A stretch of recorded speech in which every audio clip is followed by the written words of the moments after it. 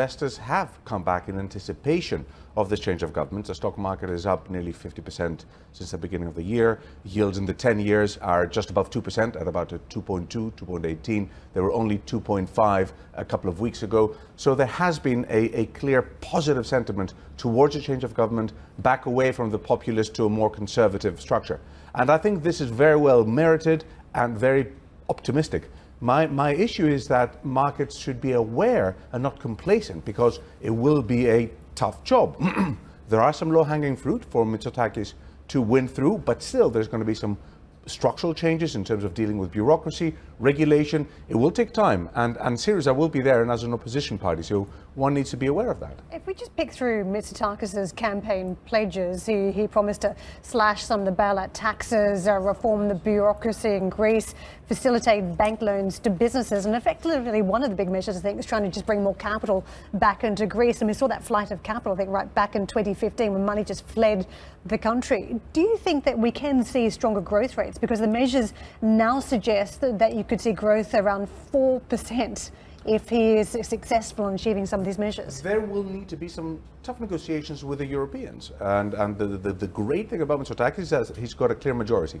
And with that majority, uniting the party behind him and being able to renegotiate some terms with the Europeans, having put Greece on a more solid footing, will be the key determinant over the next 6 months.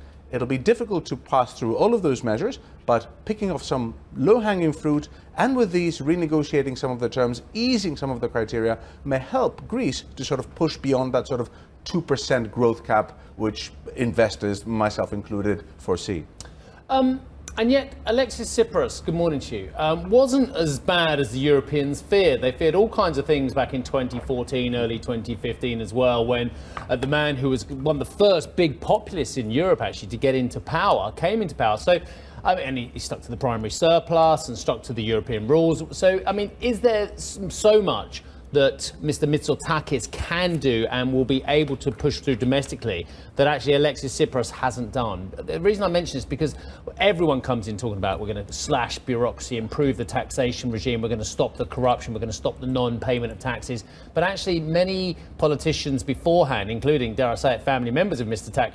Mitsotakis, have failed to do so. I think the key question over the next few weeks is, will Tsipras resign or not?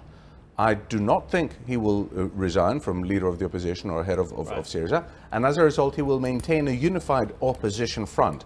And I think that he's in a position there where he can excel in terms of unifying the party, unifying the trade unions, and trying to make it difficult for Mitsotakis to take through those reforms. However, the majority in Greece, the majority he will have within Parliament, and secondly, the resentment of the Greek population against the austerity will try to help him through. And I hope that he will be able to capture those low-hanging fruits and change the sentiment, because the FDI sentiment, which Karen was alluding to, is going to be critical. Once we see some fresh FDIs coming to the country, immediately he'll have more leverage with which to negotiate.